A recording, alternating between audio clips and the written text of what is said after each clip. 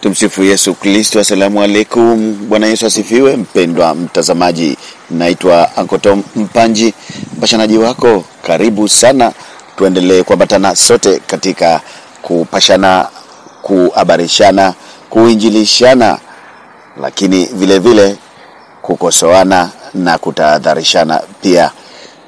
Ni katika chaneli yetu pendwa ya Upashanaji Media, kifupi U Media. Na niendelee kukushukuru sana kwa kusubscribe, kulike, kushare na kudondosha komenti yako kufuatia taarifa hii ambayo nakupandishia muda huu. Ni kuhusiana na kuna mchezo mchafu unaendelea kufanyika na unafanywa na baadhi ya watu wasiowatakia mema wa Tanzania. Wanafanya kila namna kuhakikisha wanafoji leseni kumiliki eneo la wazi linalotumika kwa shughuli za kijamii. Eneo hilo linadaiwa lina mzigo wa nguvu wa dhahabu, yani sampo yake ya dhahabu inasoma kisawasawa, hadi jamaa waliona huchu wanadondosha mate kwamba iwe mvua iwe jua ni lazima warubuni baadhi ya maofisa wa serikali wasio waadilifu ili waweze kupenyeza ishu zao na kuhalalisha umiliki wa eneo hilo la uwazi. Kufuatia za chini hizo, diwani wa kata ya Matundasi Mheshimiwa Kimo Choga amewanyoshea kidole na kuwaambia siku zao zinahesabika, ambapo mweka hazina wa tawi la mtaa wa Itumbi wa Mberema kata Matundasi, ambaye pia ni katibu msaidizi wa Mberema mkoa wa Mbeya, Bwana Juma ameelezea alichoamua baada ya kumiliki eneo hilo na ni sehemu ya uwanja tu mtaa wa Itumbi. Huu hapa uzi wenyewe. Na mwisho wa siku Mheshimiwa DC tume maalum uchunguzi kwa watu na watu wengine wa serikali madini. Na kama mlivyosema kwamba leseni kwanza inaruhusiwa kukatwa popote pale. Hata leo wewe nenda kakate tu leseni hata kwenye ofisi na kuruhusu. Nadhani hiyo inaeleweka.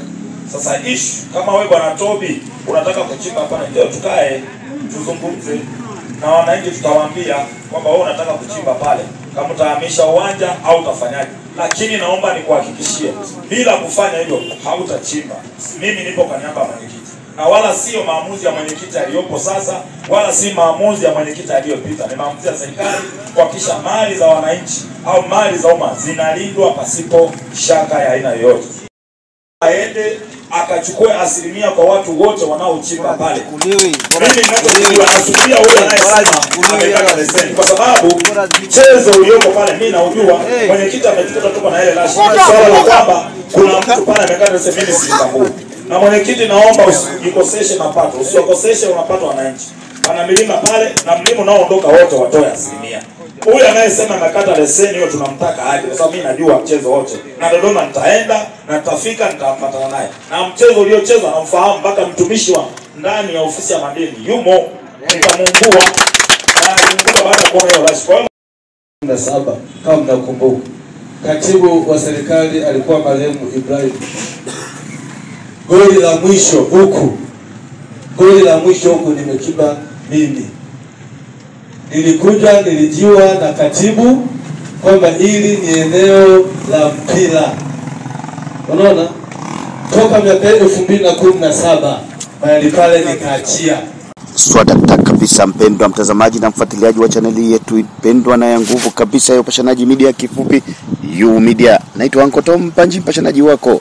Shukrani sana kwa kuendelea kusubscribe na kubofya ama kubonyeza alama ya kengele mbele ya neno subscribe, kulike na kushare taarifa hii katika magrupu ama mitandao mingine ya kijamii. Ni vema na haki kabisa. Maua yako mengi na saluti zako nyingi kwa kudondosha komenti yako. Sina ziada. Bye bye.